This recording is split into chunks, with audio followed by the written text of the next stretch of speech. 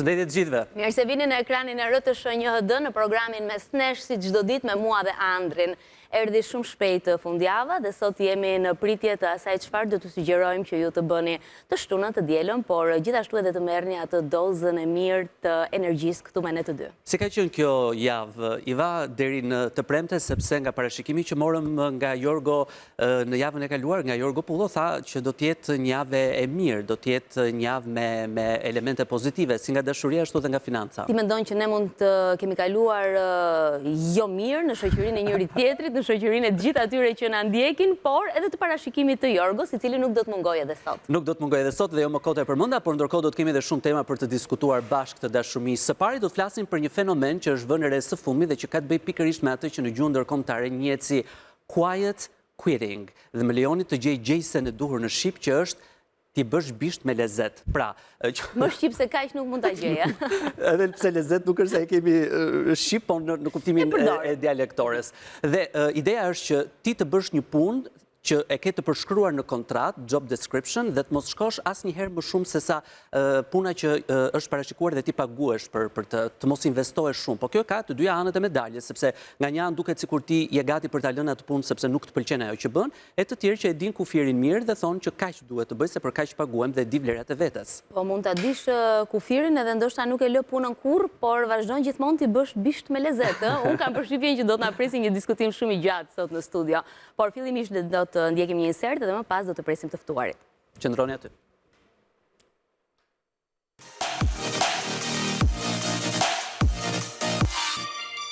Për refuzimin e heshtur në punë do të flasim tani për të gjitha pasojat që ai sjell, por edhe se si na bën të qasemi ne në raport edhe me kolegët. Me një panel shumë të nderuar të ftuarish do të jemi sot, por gjithashtu edhe me të tjerë që do të na bashkohen në lidhjet tona Skype. Me ne në studio janë të ftuarit tanë. Përshëndetje, mirë se vjen Arlind Zoto, ekspert marketingu. Kënaqësi që je sot me ne. Përshëndetje, mirë se erdhët. Eni Kasmi, ekspert e burimesh njerëzore. Kënaqësi që je sot me ne. Kënaqësi dhe mirë se erdhët. Dhe Glend Bici Sipërmarrës. Kënaqësi që je sot me ne. Përshëndetje, mirë se erdhët. Ndërkohë nuk e di nëse ende i kemi të ftuarit që do të na bashkohen në Skype, megjithatë do kemi maraton të gjatë sot, kështu që herë pas here. Nga regjia kemi Rezart Lahin Sipërmarrës, i cili do të na bashkohet në këto momente. E ndërkohë presim edhe një lidhje tjetër nga Spanja, do të jemi edhe me Albana Murrën, e cila do të na bashkohet pak minuta më vonë për të kuptuar se çfarë ndodh edhe atje. Përshëndetje Lahi. Përshëndetje Rezart. Rezart? Përshëndetje, mirë se vjen. Mirë se erdhët. Bici, e nisim bashk për të kuptuar më shumë rreth këtij refuzimi të heshtur. A është tani më pjesë edhe në shoqërinë shqiptare, apo ka qenë gjithmonë dhe nuk njihej me të tillë terminologji? Unë nuk mendoj që ka gjëra të reja. Por praktikisht ka ekzistuar, do ekziston dhe do vazhdoj të ekzistojë. Emërtimet pastaj e vendosim ne sipas kohërave me këto emrat modern, anglisht e tjerë. Por ju folët për punonjësit e ke inserti, unë mendoj që quiet quitting nuk ka të bëj me punonjësin në vetvete, ose me sfidët që ai ka. Ka të bëj me punëdhënësin, apo pronarin, apo menaxherin, të cilët nuk din ta orientojnë ashtu si duhet. Dhe kjo nuk lidhet vetëm me thjesht pagesa. Pagesa në listën e këtyre studimeve që bëhen mbi çfarë vlerësoj më shumë punëmarrësit, është e 5 ose 6 në radhë. Pa të parat fare janë ato që ai duhet ndjehet që i përket diçkaje. Pra është pjesë e një skuadre, një grupi, një vizioni, një misioni, një kulture të përcaktuar. Po çfarë nuk bën mirë një punëdhënës, pra që thoni është tek punëdhënësi më shumë se sa tek një punonjës i thjesht. Pra çfarë nuk organizon mirë, ku çedon që kemi pikërisht këtë quiet quitting? Çike sisteme, pra praktikisht sistemet e vlerësimit, jo thjesht vlerësimit financiar, por vlerësimit ka dikush kënaqet shumë më tepër kur ti jep një kup të vogël apo një nga ato certifikatat që merreshin përpara, faleminderit. Ose një zarf ku ke thjesht një masazh apo një udhtim të vogël në bog apo në theth. Një motivim, po thoni, pra. Një motivim të vogël fare pa e pritur, pra nga këto dhuratat pa pritshmëri, pa shkruara në kontratë, nga këto bonuset e pa përcaktuara. Pra nëse ti bën nga këto gjëra, pra si punëdhënës, për atë që me të vërtet kontribuon, dhe jo atë që rri 8 orë apo 10 orë në punë. Pra është mungesa e motivimit që e sjell këtë? Absolutisht po. Bisi, po ju thatë që Rroga ishte e pesta në këtë listën e kritereve, Ose e gjashta. Ose e gjashta, po edhe në shoqërinë shqiptare ekziston kjo filozofi, sepse nuk e di, unë paktën kam përshtypjen që ne shqiptarët sikur jemi, pyetja e parë që bëjmë është sa është Rroga, sa paguam. Apo ka ndryshuar disi edhe këtu të ndryshoj, ka filluar të ndryshoj mundësia? E një gjë ndodhte edhe me tregun e pasurive të paluajshme, para pak kohë sa është metri katror. Nuk pyesin tashmë sa është metri katror, por pyesin kush po e ndërton, çfarë cilësie, ku është shkolla, ku është kopshti, a ka parkim, a ka gjelbrim, facilitetet, infrastruktura. Pyesin për gjithçka tjetër dhe pastaj në fund fare thonë, po çmimi sa është? Pra çmimi është një aksesor shumë i rëndësishëm, po jo më i rëndësishmi tashmë. Dhe kjo gjë ka ndryshuar vetëm për këto 5 vjetet e fundit, Pra praktikisht edhe ne si shoqëri po ecim drejt asaj pa kënaqësia të ndjerit mirë për para të fituarit. Po ndërkohë ju zonja Kasmi si e shihni, pra ne po flasim për punonjësit të cilët nuk shkojnë më shumë se sa aq sa paguen edhe çfarë kanë për detyrë për të bërë, por Bici thotë që ka të bëjë shumë me punëdhënësin, që ti motivoj, ju si e shihni? Unë mendoj që kjo është një marrëdhënie ndërsjellët. Domethënë ka fuqi në këtë marrëdhënie ka fuqi si punonjësi ashtu dhe punëdhënësi. Nëse neve rekrutojmë një punonjës dhe këtë punonjës e marrim dhe nënshkruajmë kontratën e punës dhe e lëm aty tek tavolina e tij, ndoshta ta mbikëqyri shefi vet apo diçka tjetër, ne e kemi humbur këtë punonjës. Nëse ne këtij punonjësi nuk i hartojmë një program orientimi dhe çfarë pritet nga ky punonjës të paktën 3 muajt e parë të punës, t'i bëjmë trajnimet e duhura, ta mbajmë të angazhuar, të di ky person çfarë pritet nga ky, cilat janë objektivat e kompanisë, cili është misioni dhe vizioni i kompanisë, cilat janë objektivat vjetore të kësaj kompanie, sepse ai mund të vinë në muajt e ndërmjetëm të këtë vitit. Dhe unë mendoj që gjitha këto janë pjesë e orientimit që bën punëdhënësi apo administrata në rastin konkret, burimet njerëzore në bashkëpunim me shefat e departamenteve, për të krijuar një program orientimi të saktë të këtij punonjësi. Dhe ne vlerësojmë këtë... Kjo është teorikisht apo praktikisht? Jo, kjo është praktikisht. Sepse kam përshtypjen punëdhënësit më shumë ja varin në qafë të gjitha punët njërit që i bën më shpejt, më mirë, dhe njëri do punë me 10 të tjerëve. Këtu nis edhe çarja midis punëdhënësit dhe punëmarrësit. Nëse neve kemi një punonjës i cili trajnohet që në ditën e parë të punës në kompani, atëherë jeni të sigurt që ky punonjës nuk do të çedoj dhe do të jetë një punonjës i cili do të jetë shumë i qartë se ku do shkojë dhe ku do shkojë dhe kompania bashkë me të. Nëse neve kemi një punonjës të cilin e marrim dhe e lëm në thonjza në korridor, të pyesi njërin apo tjetrin, ne kemi të humbur të punonjës. Kështu që për mendimin tim kjo është një marrëdhënie ndërsjellët. Nëse punëdhënësi nuk ka një vëmendje maksimale ndaj punëmarrësit, është e kot. Nga ana tjetër. Edhe një shpërndarje të barabartë. Dhe një shpërndarje të barabartë të punës.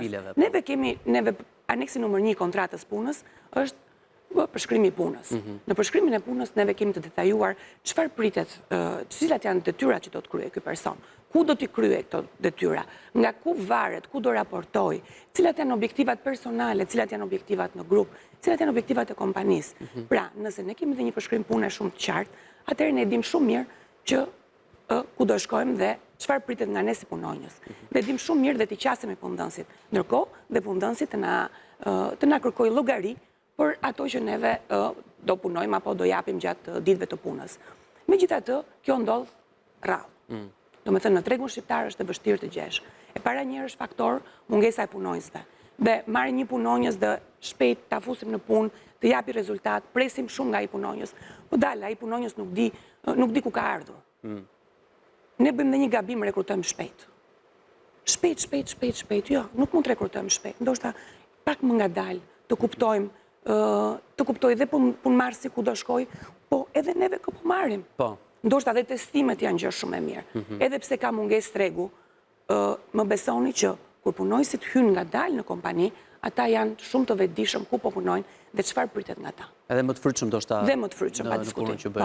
Zonja Kasmi, po kjo ndodh në sipërmarrjet e mëdha, gjithë përshkrimi që ju bët, apo ndodh edhe në sipërmarrje më të vogla, ndoshta në sipërmarrës të cilët mund të kenë vartës të tyre vetëm një apo 2 persona? Tani nuk mund të quhet sipërmarrje 1-2 persona, por dhe kur ke 1-2 persona në zyrë, pa diskutim që ti do t'ju bësh një program orientimi këtyre personave. Çfarë presun si punëdhënës nga ju 2 apo 3 veta që unë kam në zyrë? cili do bëj çfarë. Nëse i kanë të përcaktuara mirë, është shumë mirë dhe për kompaninë, dhe për zyrën, dhe kur je 2 veta, dhe 3 veta, dhe 30 veta. Ne po punojmë fort si burime njerëzore për të trajnuar punojësit të marrin njohuri bazat si të lexojnë kontratën e punës, si këta punonjës të qasen në tregun e punës, si këta punonjës të ditë të kërkojnë për veten e tyre, por njëkohësisht si të kuptojnë dhe punëdhënësin, që është gjëja më e rëndësishme. Se ndonjëherë neve bëjmë llogarinë e tjetrit. E kemi shumë si shoqëri që bëjmë llogarinë e punëdhënësit. Por nëse ne do të ishim aq të mirë, ne do ishim punëdhënës. Ne do ishim aq të saktë, aq të zgjuar, do ishim punëdhënës. Nëse do ishim aq energjik apo mund t'i hapur, do ishim punëdhënës. Pra ne jemi punëmarrës. Në momentin që ti je punëmarrës, do ta shikosh veten të udhëhequr nga ky punëdhënës. Jo ta shikosh atë punëdhënës sikur ti je ke armikun kryesor, sepse ai fitoi, ai nuk më dha, ai. Këto janë pak a shumë gjërat që të shtyn të mos kënaqesh në një vend pune, por nga ana tjetër duhet të mendosh si të kënaqesh në këtë vend pune, si t'japësh dhe jo të shikosh kornizat. Ndërkohë, Zoto, duhet apo s'duhet t'i respektojmë këto limitet të përcaktuara mirë në kontrata? Duhet t'japim më shumë, se është kjo dilema, të punoj më shumë, por ndërkohë paguhem aq sa paguhem, pse të punoj më shumë, dhe të tjerë që thonë jo, të punoj më shumë sepse në fund ditës përkthehet në përvojë, përkthehet në një gjë të re që mësoj, në një angazhim që mund ta shfrytëzosh për më vonë. Si e sheh? Kjo ka 2 aspekte. Para janë persona që sapo kanë filluar karrierën, ose janë drejt zhvillimit një karriere, dhe patjetër sidomos pjesa e të rinjve duhet që t'jetë më e motivuar që të investoj të zhvillimet e dijet personale, dhe kontrata është thjesht një proces, por ti duhet t'japësh gjithmonë ekstra. Duhet t'japësh gjithmonë ekstra për të rritur më shumë ti dhe për t'u angazhuar më shumë ti, sepse nëse ti kthehesh pastaj në një ekspert, do kesh mundësi që të bësh kontrata më të mira, të kesh më shumë informacione etj etj. Duket se janë të rinjtë, për të hapur një klap këtu, duket sikur janë të rinjtë ata të cilët i kanë këto që në vitin e parë ose 2 të punës thotë jo, këtu e kam limitin dhe nuk bëj më shumë. Ndërkohë që duhet jetë. Është e vërtetë, kjo ne vëmë re dhe te akademia, sidomos me pjesën e të rinjve që duan rezultate shumë të shpejta, duan një kohë shumë të shkurtër për të mësuar ose për të realizuar diçka, duan një rrugë të mirë. Duan dhe rrogën e mirë që në fillim, pra imagjinojnë sigurisht një buton i kuq drejtor. Mendojnë që është një buton i kuq që nëse shtyp atë, ti patjetër që ndodh gjithçka. Por kjo nuk është e vërtetë. Nëse ne nuk angazhohemi që të mësojmë më shumë dhe gjatë orarit punës dhe mbas orarit punës dhe të investohemi, ne patjetër që nuk mund të zhvillohemi. Pra karriera ose zhvillimi ka disa procese, ka disa etapa që ne duhet jemi konsistent. Nëse ne nuk jemi konsistent, patjetër që do dështojmë që vitin e parë, vitin e dytë, dhe pastaj do vinë këto kërkesat, dua rrogën shumë të lartë, ose nuk jam i kënaqur me vendin e punës, ose dua diçka tjetër, dhe këtu pastaj ndodhin largimet nga puna, ndryshimet e profesioneve, dhe tregu nuk është i duhur pastaj. Ndërkohë ftoj në bisedë edhe zotin Lahi, i cili mund të na tregoj dhe të na rrëfej më shumë edhe se çfarë ndodh në kompaninë e tij. Nuk e di zoti Lahi si ke arritur të menaxhosh, ju drejtoni një kompani të madhe në fakt, edhe kryesisht punoni edhe me të rinj. A ka qenë e vështirë për t'i punësuar, a është e vështirë për t'i menaxhuar ato, dhe si janë kërkesat në momentin që vinë trokasin edhe kërkojnë të bëhen pjesë e stafit tuaj?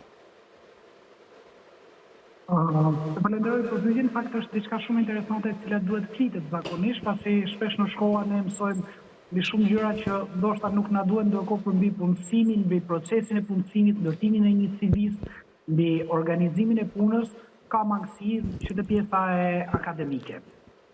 Në raport me atë që po diskutojmë, së pari herë ne kemi problematikën për shembull me qenë se po flisim për këtë quiet quitting.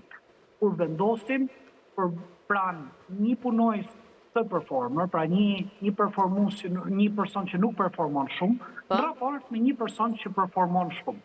Dhe i trajtojmë ato në mënyrë të barabartë. Patjetër që të pari rendimenti atij që performon shumë ulet, duke parë që paguhet gati një lloj apo paguhet në mënyrë të vazhdueshme, si ai që është i ri apo që s'ka shumë performancë. Dhe dyta, unë shikoj një problem të madh tek sipërmarrësit në vetvete. Në vend që ne për shembull kemi këtë praktikën që në anglisht quhet fire fast, hire slow, ose punëso sa më shpejt nga puna dhe punëso sa më avash në punë. Çfarë është kjo?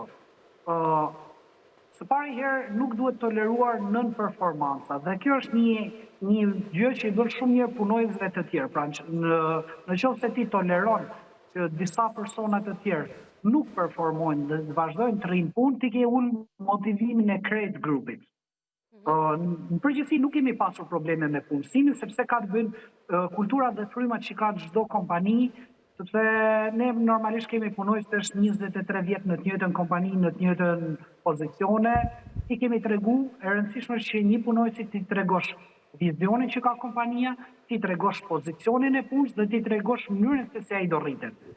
Pastaj, një punojës i mirë nuk ka nevojë patjetër për përshkrimin e punës, por dikush që do të rritet në karrierë bën shumë më tepër se ç'është përshkrimi i punës. Një njerëz që bën thjesht përshkrimin e punës e ka vendin po aty dhe është shumë e vështirë që nesër të vi dhe të kërkojë diçka më tepër.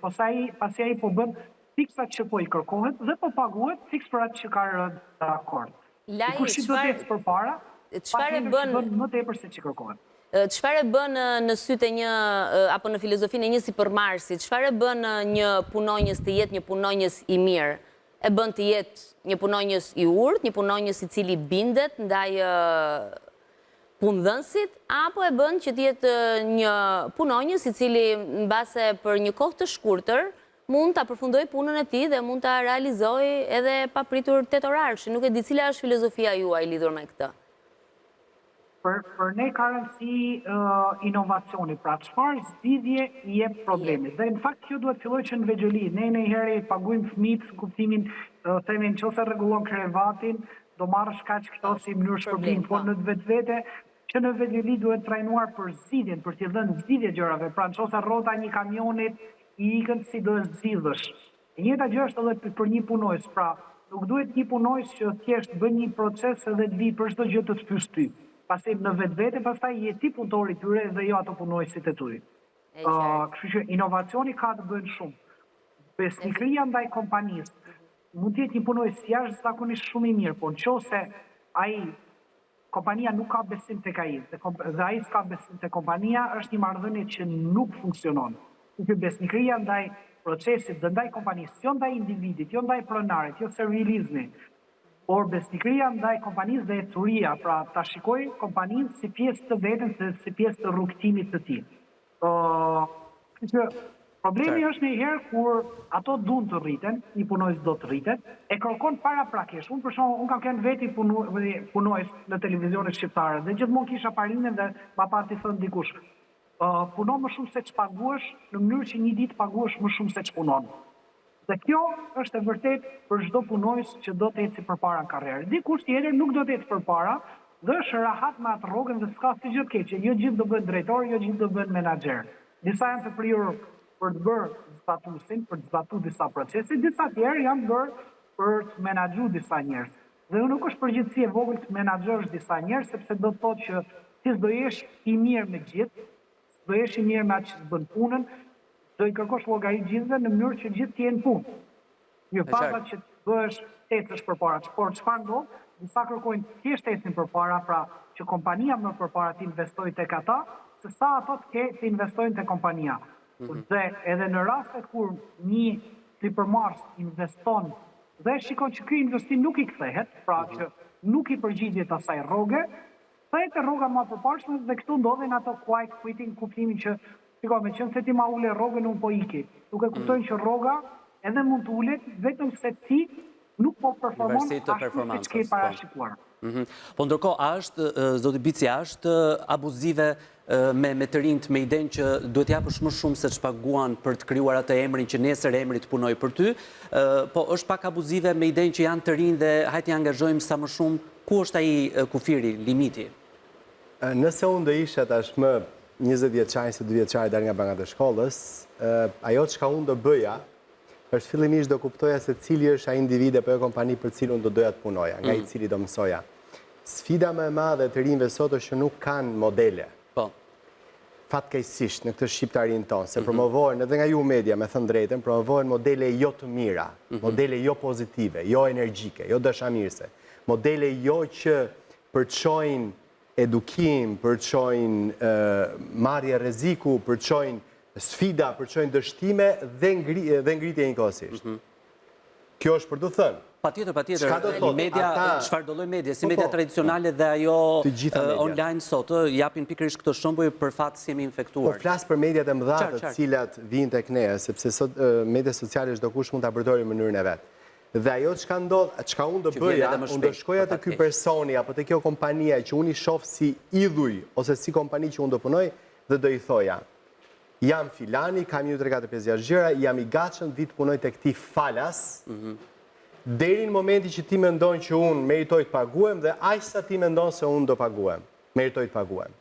Çfarë bën kjo te punëdhënësi? Pra nëse mua do vinte një person i tillë me shumë dashuri dhe ka ndodhur, sot kam një djalë i cili është pjesë e strukturës, më telefonon, më shkruan në LinkedIn përpara 2 viteve dhe më thot: përshëndetje, jam filani, jam shumë i gatshëm të kontribuoj, të ndihmoj për çfarë gjërash ke nevojë, dhe sot ai është një pjesë shumë e rëndësishme e ekipit tonë. Pse? Sepse punon pa llogaritur cilat janë detyrat e mia. Rezarti përmendi se më sak quiet quitting, këta personat që bëjnë aq sa duhet. Warren Buffett i pyetur para disa viteve si ndanti njerëzit, thotë unë ndaj në 3 kategori. Ata që janë hyje, të cilët praktikisht bëjnë gjithçka duhet bërë për më të mirën, është grupi i madh që janë këta që bëjnë aq sa duhet, dhe këta të këqijnë fare që s'punojnë. Problemi nuk është as këta poshtë, as këta lart. Këta lart i di që i ke hyje dhe fantastike fare, ke mundësi të shpërblesh, ke mundësi të edukosh, se ata duan, janë të uritur, duan të mësojnë. As këta poshtë ke kollaj fare kur i heqta nga puna, sepse di që s'kan performuar. Kanceri i një kompanie, i biznesi, janë këta që bëjnë aq sa duhet, se ti nuk i heq dot, se s'ke pse i heq, pra ndjen mjaftueshëm, po edhe nuk i mban se nuk ja vlen ti mbash. Po çfarë do të thotë punojnë aq sa duhet, sepse këtu kam përshtypjen duhet bëjmë një marrëveshje e fjalë dhe të kuptojmë se çfarë ndodh, sepse bën aq sa duhet, bën punën e vet, ai nuk është se e bën keq, po e bën mirë, po bën punën e vet, pse duhet bëj ekstra kur nuk merr një motivim qoftë edhe financiar. Më thuaj një pozicion pune. Një pozicion pune që ne diskutojmë tani, ekonomist, shumë bukur, në një kompani. Po, 2 dhe 2 bëjnë 4. Ekonomisti në kompani merret me ato shkresurinat, ekselurinë dhe të tjerë. Dhe ndërkohë që kalon dhe shef që janë disa mbeturina aty në tokë, dhe nuk i prek fare. Ai njeri duhet hequr nga puna se është kancer. Po s'është puna, po nuk flasim për këtë. Jo, ajo është, më beso, në për kompani. Askush nuk është indiferent ndaj. Njerëzit nuk bëjnë atë që mendojnë se duhet bërë. Pra nëse ajo është aty dhe duhet bërë, edhe pse nuk është puna jote, bëj o burr. Ka një koment laj dhe thot nëse ai konstaton një vjedhje dhe s'është detyra e tij të flas për atë vjedhje. Ai duhet hequr. Ai është edhe më keq se ai që vodhi. Ai është bashkëpunëtor. Është bashkëpunëtor. Absolutisht. Ai është bashkëpunëtor. Punojnë si mesatar, është punojnë si më i keq. Punojnë si mesatar, praktikisht sepse ai, edhe nëse shikoni vjedhje, thet në përshkrimin tim të punës është që unë nuk duhet. Po me këto janë raste, zoti Laj, këto janë raste ekstreme, ne flasim për një vjedhje nëse sheh një vjedhje ose nëse sheh mbeturina në institucionin ku punon. Vjedhjet janë prezente çdo kompani, në çdo televizion, në çdo lloj funksione, abuzimet me shpenzimet e pakontrolluara. Po kjo s'ka të bëjë me punën, kjo s'ka të bëjë me punën, kjo ka të bëjë me ndërgjegjen. Ti ke ndërgjegjen për të ngritur zërin ndaj një padrejtësie ose ndaj një shkelje që është bërë. Po s'ka të bëjë me punën. Ekzistojnë job description. Job description janë proceset ku secili që merret në punë të ketë disa detyra. Të bëj jashtë job description apo job description lidhet vetëm me punën. Buzëqeshja e një klienti që hyn zyrë kur nuk është puna jote fare, thjesht ai po hyn dhe ti rastis ti je aty. Nuk është në job description, se ti ekonomisti je prapa tavoline. Por ai klienti kur vjen brenda të shkojë tek ai shitsi, ka nevojë të ndjejë që po buzëqeshet të burr dhe nga ai ekonomisti, dhe nga ai pastruesi, dhe nga ai financieri, edhe nga dikush që nuk e ka fare në job description. Kjo fazë që po thua ti, hyn në punë drejtuesi.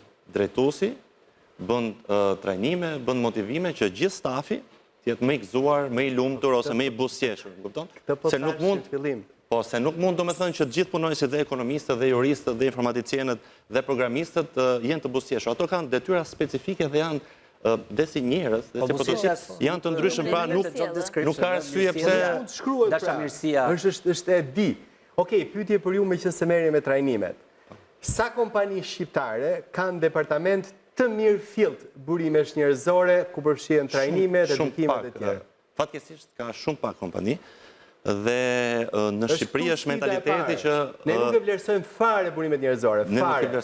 Dhe jo vetëm burimet njerëzore, po nuk... Mund t'i kesh, po varet edhe se si Problemi është që ta bëjmë punën si duhet. Ka disa që kanë burime njerëzore, por problemi është që nëse njerëzit nuk trajnohen her pas here, edhe ne për shembull që mund të dim x gjëra, pra jemi ekspertë të tjerë, vjen një moment i caktuar ku ne i harrojmë disa gjëra, ose na kap monotonia, futemi brenda një kornizë, më kupton, dhe fillojmë harrojmë. Dhe çfarë ndodh? Prandaj ekzistojnë trajnimet që her pas here ti të rikujtosh sa gjëra që di, ose të mësosh dhe diçka tre, dhe ti jesh më motivuar dhe ti vësh në zbatim. Pra, e zgjon e motivon dhe gjithë kompanitë pastaj, jo vetëm kompanitë, po dhe gjithë individët që përfaqësojnë kompanitë, duhet patjetër që të jenë më të motivuar nëpërmjet trajnimeve. Pra, vetë CEO-t ose vetë drejtuesit duhet të investojnë tek punojësit si fillim, që ata të jenë më të motivuar dhe duhet të investojnë. Unë do të thoja vetja patjetër, po do thoja dhe të punojësit duke qenë se ata janë produkti i asaj çka ofrohen. Trajnimet si një pyetje, të lutem, si realizohen trajnimet?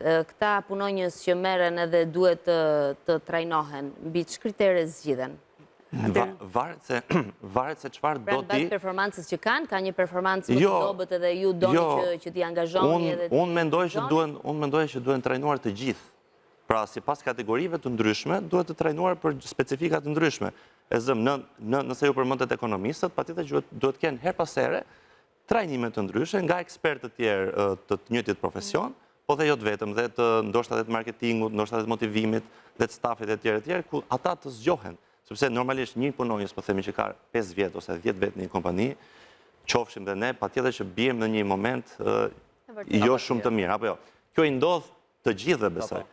Kështu që e vetmja mënyrë është ose ti t'jesh vetë si person aktiv, ose patjetër pastaj që ti të trajnohesh dhe të zhvillohesh her pas here, jo se ti do, po sepse janë pjesë e procesit të kompanisë. Është pjesë e procesit të vlerave të kompanisë, dhe kështu që patjetër dhe kompania përfiton, po dhe punojësi ndihet më i motivuar, më i vlerësuar. Zonja Kasmi, kishit diçka? Atëherë, unë do shikoja në dy aspekte. Së pari, do t'i drejtohesha zotit Lahi, dhe doja ta pyesja, sa i e përçon informacionin që di tek punojësit? Nuk po flas këta punojësit e shkëlqyer, por tek punojësit e mesëm, të cilët bëjnë ai sa është përshkrimi i tyre i punës.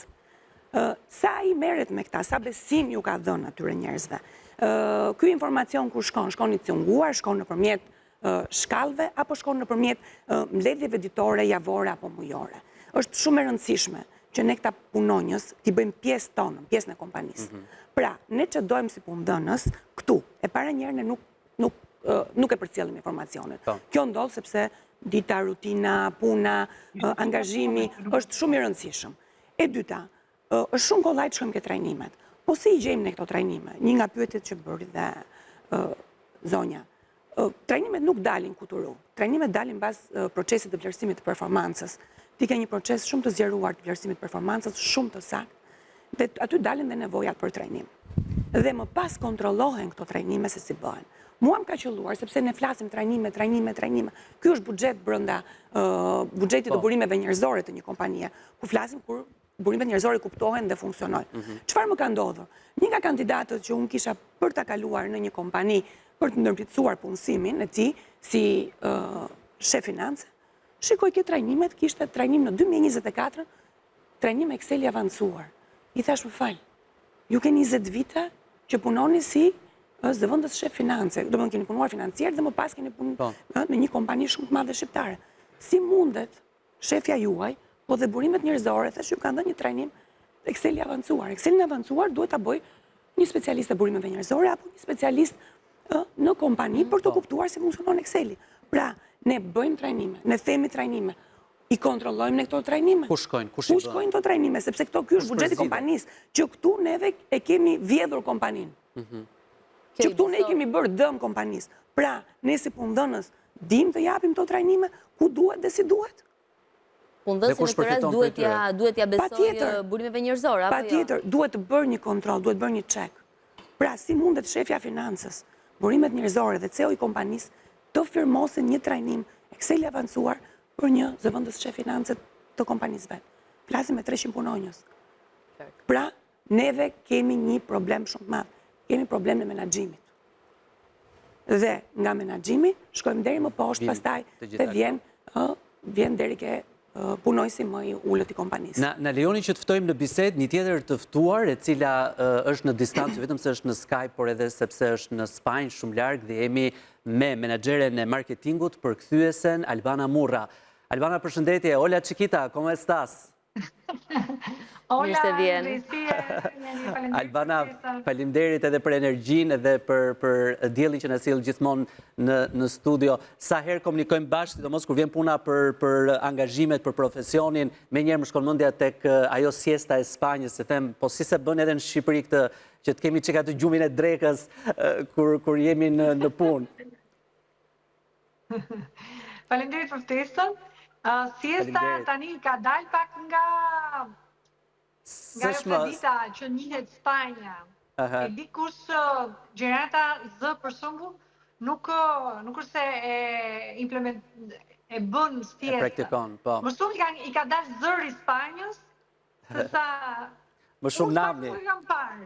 Më shumë nami. Po pra po, ka ngelur si legjendë. Megjithatë, Albana, si është atje raporti që kanë punëdhënësit dhe punëmarrësit me atë çfarë shkruhet dhe përcaktohet qartë në kontratë? Puna jote është kjo dhe i qëndrojnë strikt asaj, apo përpiqen të japin më shumë për të përmirësuar vetë, ndoshta edhe për të patur më shumë produktivitet edhe në punë, në kompani?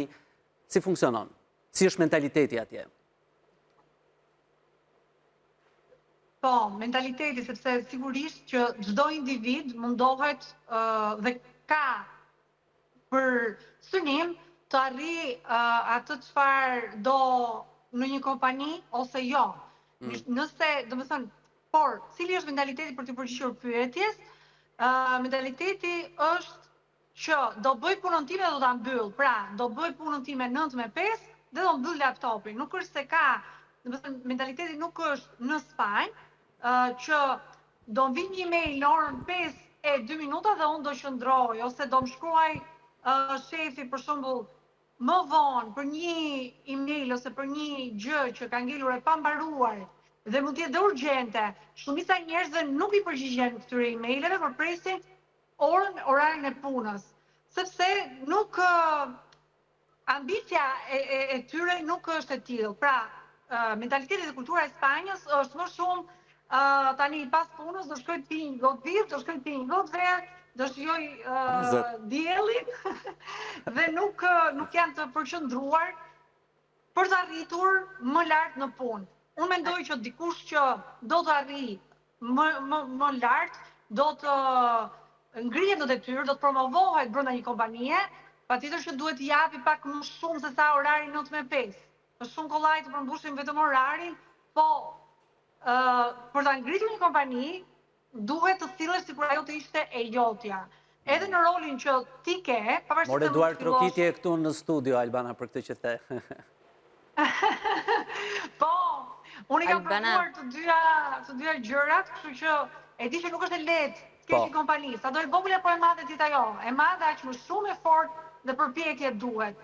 Ndaj, nëse do silleshin të gjithë punonjësit, sepse në këtë rast unë jam punonjëse sot, sikur kompania të ishte e jona, të gjithë targetet do arriheshin, të gjithë do ngriheshim në detyrë, do të ngriheshte rroga, do të kishte në cilësinë e jetës më të mirë, sepse në fund fare, përposa ambicjes për të qenë më lart profesionalisht, kemi dhe ambicjen për të pasur më shumë para, e cila na lejon që të kemi një cilësi jete më të mirë në fund. Albana, realiteti i Spanjës që ju sapo thatë, sigurisht që nuk qëndron fare, besoj për këtë jemi në një mendje këtu në Shqipëri, por doja të pyesja çfarë ndodh, apo më sakt, a e ka të drejtë një epror, një drejtues, një shef në Spanjë që në 5-1 apo 2 minuta apo 10 minuta të thotë që përgjigju emailit, përgjigju punës, duhet qëndrosh jashtë orarit punës edhe të zbatosh atë që unë të them. Jam shumë kurioztare për ta ditur, thjesht për ta ditur. Të drejtën, sipas ligjit, nëse ty të... Jo, a e guxon të ta kërkoj pra të marri në telefon, sepse në Shqipëri kjo as nuk mendohet, që ti të pretendosh që pasi ke mbaruar punën të mos përgjigjesh telefonatës së eprorit, edhe ndaj të pyes. Tani, të drejtën ai e ka të marri dhe të kërkoj për orë shtesë, sidomos nëse kjo është folur që në fillim, përpara se të bësh kontrata dhe ty të thënë që në këtë detyrë ti do të kesh dhe orë ekstra. Pastaj kam përshtypjen që shkon edhe me njohjen e individit. Kur individi secili prej nesh është në një kompani, shefi ose shefja, drejtuesi me kohën të njeh ty dhe e di se cilin person të kërkoj ose jo këtë gjë. Por në parim të drejtë dhe mund të ketë, pastaj ka situata në të cilat punonjësi duhet patjetër të jetë aty, domethënë. Kështu që Kjo në varësisht profilit të punës edhe të angazhimit. Punonjësit. Kam pasur, për shembull, në eksperiencën time profesionale, kam pasur të bëj dhe me kompani britanike, për shembull UK, dhe ata kanë një kulturë ndryshe. Të paktën nga eksperjenca ime flas, nuk, domethënë, ata përpiqeshin që çdo gjë të kryeste brenda orarit të punës dhe nuk shumë rrallë, për mos thënë fare, nuk ka ardhur ndonjëherë ndonjë email apo telefonat për më tepër nga puna. Ndërsa në Spanjë ndodh më shpesh kjo gjë. Po ka, siç e thash dhe më sipër, duke pasur parasysh individin me cilin kanë përballë. Po ndërkohë, çfarë ka ndryshuar ndër vite?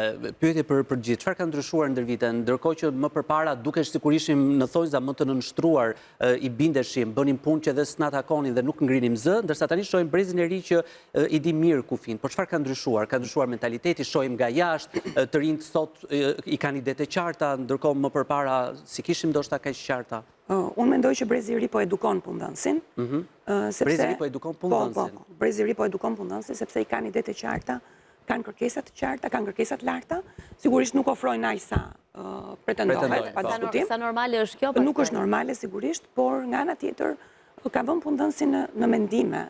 Domethënë, këtu kemi disa vite që po bëjmë punën nga shtëpia ose një ditë nga shtëpia.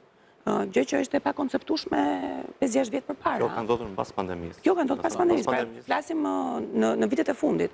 Ky është një trend që për mendimin tim është një gjë shumë e mirë. Dhe ti kupton që sa orë pune duhet një punonjës ta kesh në punë. Sepse vërtet i jep një përshkrim pune shumë të saktë atij personit. Dhe ai është një person që bën vetëm përshkrimin e punës vet. Po merr ky përshkrim pune 8 orë ditë. Bëjmë neve një kontroll të tillë para se të kemi kërkesa të larta ose kërkesa të ulta karshi këtij punonjësi.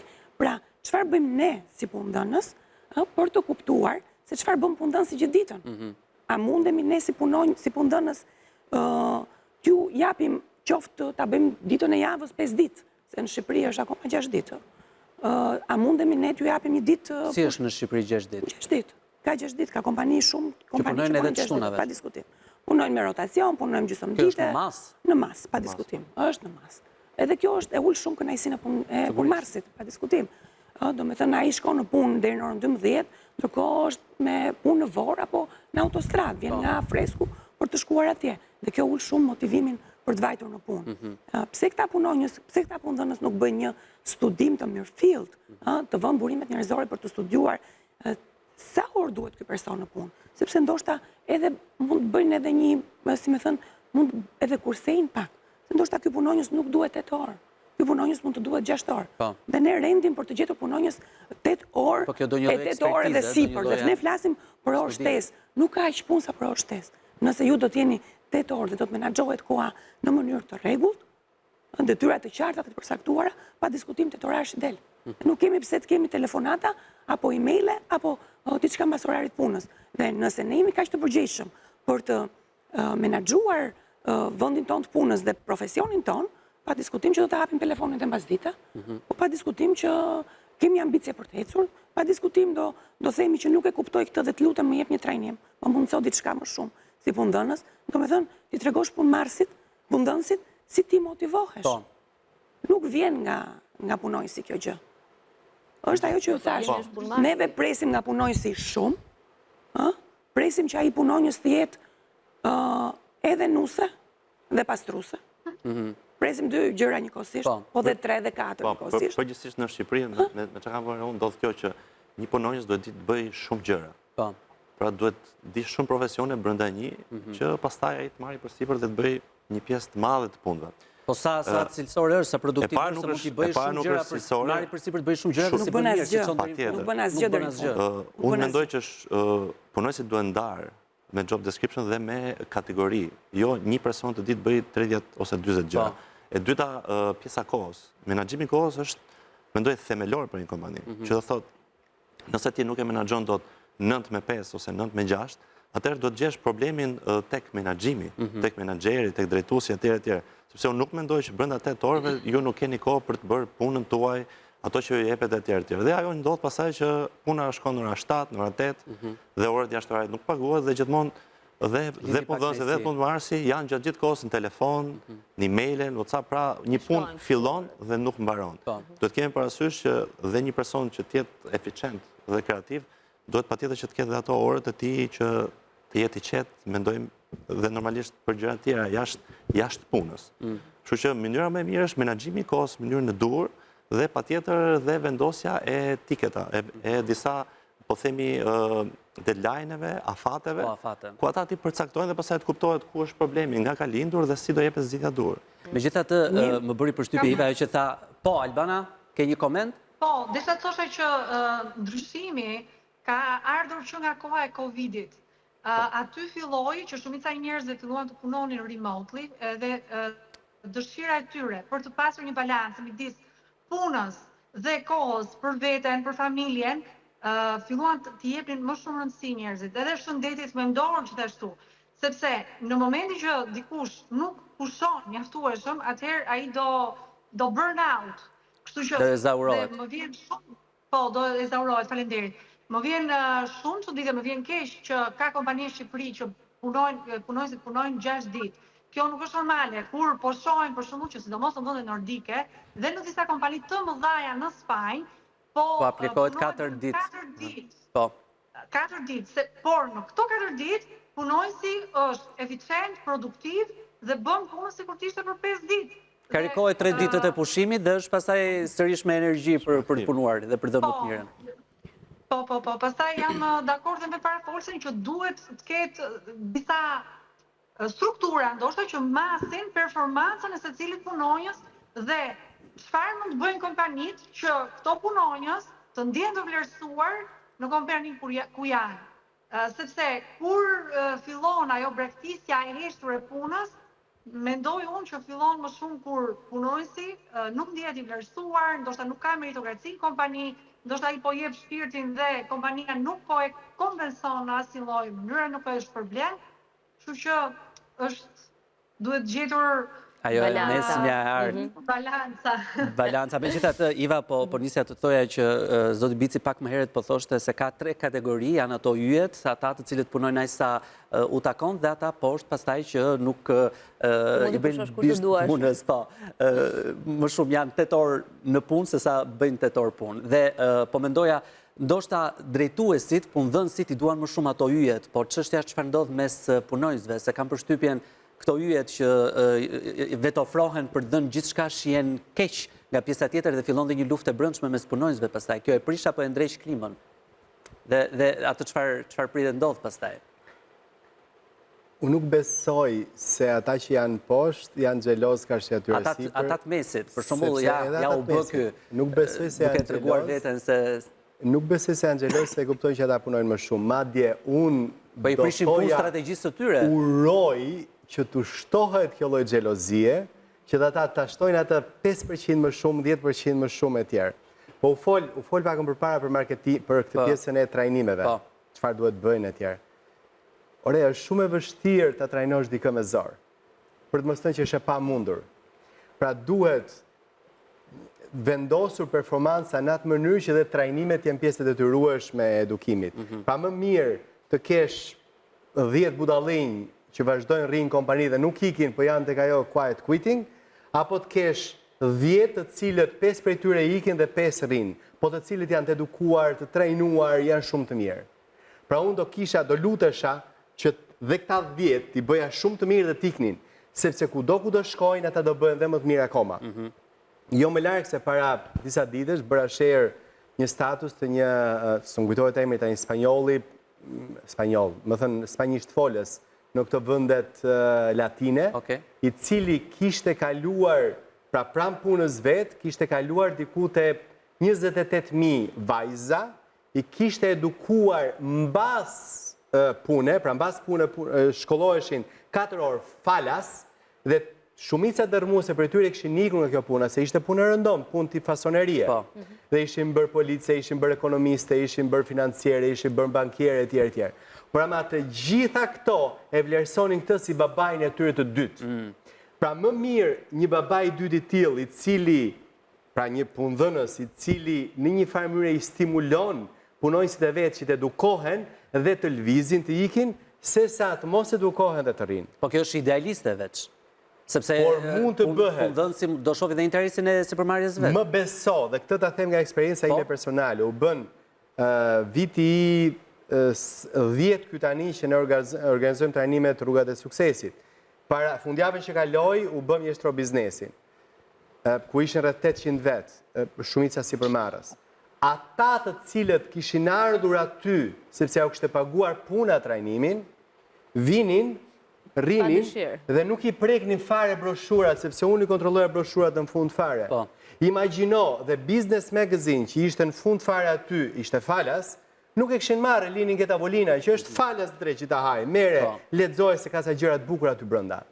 Pse? Ata kanë ardhur të imponuar, dhe nuk ju është thënë që i dashur, nëse të shkosh këtë trajnim, unë dua që ti të më bësh mua një përmbledhje çfarë more, dhe këtë përmbledhje dua të shkruar dhe nëse e bën këtë gjë do kesh i bonus. Dali prapë të motivimi, karikimi me incentiva shpërblimi, të cilat mund të jenë financiare, mund të jenë thjesht vlerësim para publikut, para kolegëve, para një grupi e tjerë. Vetëm vlerësim. Bravo, Eni, falenderit, ke qenë fantastike, pa parë me këtë që bërë, respekte. Eni do ndjej mbi re dhe do punonte edhe më shumë, pra nëse kështë të dhënë 10%, do japi 100% tashmë, por jo vetëm Eni. Edhe unë do stimulohem dhe tjerët rrethëqarë do stimulohen që nëse dikush bën më tepër nga sa i kërkohet, atëherë ka mundësi të shpërblehet. E pa shkruar kjo, pra shka ato shpërblimet e fshehura që thjesht e bën sepse do ta bësh. Në një moment papritur, pra. Bici, po është klishe ajo shprehja që më jepni të bëj punën që dua dhe unë nuk do të punoj asnjë ditë aktualisht në Shqipëri. Unë nuk besoj se është në Shqipëri, është kudo, në sensin nëse dikush... Jo, flas për realitetin shqiptar, besoj se po. Tek ne në Shqipëri ja vlen. Unë besoj se ka punë, ka njerëz që e bëjnë punë me dashuri dhe nuk mendojnë fare që janë duke shkuar në punë. Dy i ke përballë. Okej, fantastike. Pra, atëherë nëse nga 5 vetë, nuk na pyeten e tjerët, 2 e bëjnë me dashuri. Ju ja u lexoj në sy. Okej, 2 e bëjnë me dashuri apo 3 e bëjnë me dashuri. Ta garantoj që 2 tjerë të bëjnë me dashuri. Zoto po, Albana gjithashtu. Po, pra çka do të thotë që janë shumë, është shumë. Duhet gjetur ai Chelsea për t'i ngacmu pak që të kenë mundësi ta bëjnë. Patjetër, është sfida me të rinj që duan të jenë drejtor direkt, por nuk është e thënë, nuk ka di çfarë bëra unë para disa vitesh, fillova të kartët e vizitës agentëve real estate, nuk ja bëja më agent real estate, po e bëja menaxher. Po. Të njëjtën punë bënte. Thjesht kur jep kartë vizitën e ka menaxher. Po. Dhe ai ndjehet super mirë. E po. Pash nuk bën një diferencë të madhe. Pra ma ai ndjehet mirë dhe jep më të mirën e vet, sepse unë jam menaxher thotë.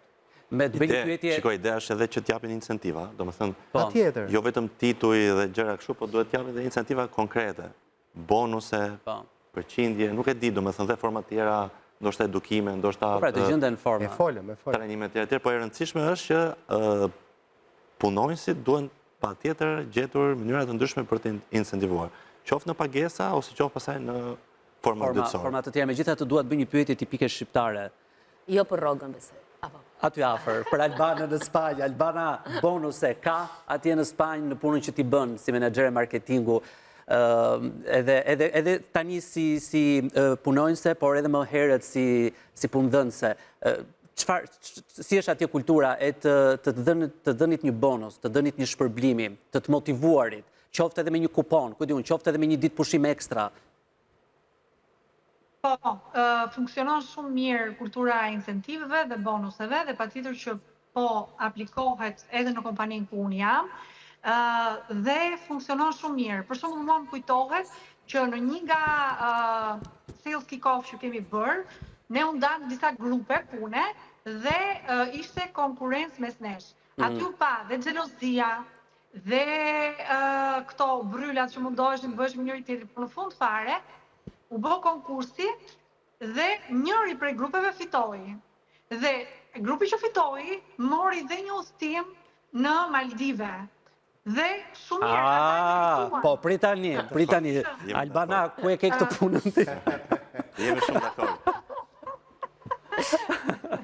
Okej. Kështu që patjetër që punonësit nuk, sidomos kur bëhet fjalë për sales, për shitjet ose për marketingun, duhet patjetër të ketë komisione dhe bonuse, sepse përndryshe njerëzit do bien në gjumë, sepse nuk e motivon vetëm rroga, se po të jetë vetëm për rrogë, atë rrogë mund ta marrë në një punë tjetër. Dhe jam shumë dakord me atë çfarë tha zotëria, që është shumë e rëndësishme dhe titulli që ju jep njerëzve. Kjo funksionon edhe në Spanjë, momentin që ai të njëjtë ai ose ajo, të njëjtën punë ka bërë, por nuk quhet më agent, por quhet konsulent, do ndihet më mirë me veten e tij dhe performanca do të jetë ndryshe. Ndaj gjitha këto praktika funksionojnë edhe në Spanjë. Ka forma sa të duash, ë? Plot. Lahi, jo kemi besoj në linjë. Nuk e di, po, këtë doja të dija, që cila është forma që dhe ju arrini që t'i mbani të motivuar punonjësit tuaj, dhe një pyetje tjetër, cili do t'ishte punonjësi që nuk do zgjidhje të merrje kurrë në punë. Ai që do të shkojnë Maldive çdo muaj. Paraprakisht edhe cili është ai format që nuk do zgjidhje ta kishte pjesë të stafit tënd. Fantastik. Okej.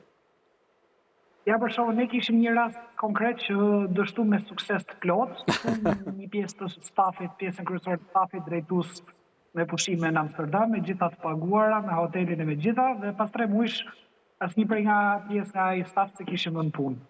Për fat keq, po pse? Mjaftën shumë. Jo, ideja se cili kishte objektivat e tij, po kam thënë nuk mund ta marrësh diçka se po e bën sikur punojësi, duhet ta marrësh me vask, me hidromasazh, i bësh shpresk te koka, se vetëm ajo gjë. Unë them që ka disa punojës të cilët e shikojnë rrugtimin e tyre me kompaninë, ka disa të tjerë jo. Ne po marrim rastin modelin, ku diun, Zvicerian, Luksemburgut, të Britanisë, po nuk po marrin një nër modelet më të suksesshme efektive, modeli amerikan, ku jo vetëm të merr telefon pas orarit punës, po të nxjerr edhe ditën e dasmës të nxjerr punë, të mund të mos jetë normale apo është normale, po është një model i suksesshëm në botë dhe nuk mund të themi që modeli amerikan nuk është efektiv. Mund të mos jetë efektiv modeli, ku diun, italian, po modeli amerikan nuk mund ta themi që nuk është. Megjithatë nuk jam për të shkuar edhe te ajo, pasi ne jemi në Europë, duam kështu 3 ditë në javë, 2 ditë në javë, 1 ditë në javë. Po një ditë në jetë, të paktën dasmën. Mënyra se si një punojës si? Po, mund ta përfundosh, ishte thjesht një koment që s'më rrihet mua pa e bërë. Jo, s'ka problem. Duke qenë pjesa e Skype-it, njëherë nuk është komunikimi dhe aq i thjeshtë. Po, e vërtet. Di kjo që s'do merrja, së pari herë s'do merra di që kjo që po më pëlqente pjesa e karakterit, di kjo që do më sillte energji negative. Pasi ne mund t'ja mësojmë, mund t'ja trajnojmë gjithë gjërat, mund t'i shpjegojmë gjithë kompanitë, në gjitha kompanitë që kemi, po të vetmi gjë që ne nuk mund t'i mësojmë është t'jesh pozitiv, t'jesh i kuptueshëm me kolegët, dhe t'jesh një energji pozitive, pra të kesh dëshirë për të bashkëpunuar me stafin. Pra, pozitivitetin dhe dëshirën për punë nuk mund ta mësojmë. Elementi tjetër për trajnimet ne kemi zgjidhur shumë thjesht. Ne kemi thënë, të gjitha trajnimet që të tjerët duan të shkojnë në raport me pozicionin që kanë, ne do ta paguajmë 95%, ama ai punojës duhet ta paguajë 5%. Kjo për të parë që mos të jetë gjithçka falas, po të paguajë vetëm 5%, 95% e mbulojmë ne. Dhe besoni ka shumë pak trajnime që punojësit në përgjithësi në shumë kompani preferojnë t'i bëjnë. Laj, nuk ishte mesazh më të bukur se si mund ta mbyllje këtë bisedë, se sa energjia e mirës, dhe ndonjëherë i qëndroj asaj që tha dhe zoti Bici, mjafton një faleminderit apo mjafton një pyetje aulodhe dhe ju lumshin krahët. si që themi në shqiptarët, për të tensionuar situatën e për t'i bërë punonjësit edhe të ndihen më mirë dhe ndoshta edhe më të vlerësuar, edhe kur nuk është gjithmonë mundësia që financiarisht të mundesh t'i shpërblesh. Nuk ka të paguar kur unë hyrë në zyrë, për shembull, edhe Iva më prit me një buzëqeshje, rrezëllitse dhe pastaj nuk quhet lodhje fare. Edhe shkon puna vaj. Ja, kështu bëhen punët e mira dhe besoj që kështu mbahen edhe grupet e mira, ku më pas edhe puna shpërblehet edhe shikohet është e dukshme. Shumë faleminderit, zonja Kasmi Bici, zoto faleminderit shumë, faleminderit Lajt edhe Albanës nga Spanja. Faleminderit, përshëndesim. Kënaqësi. Faleminderit. Ndërsa? Linja për regjinë. Linja për regjinë e kthehemi sërish.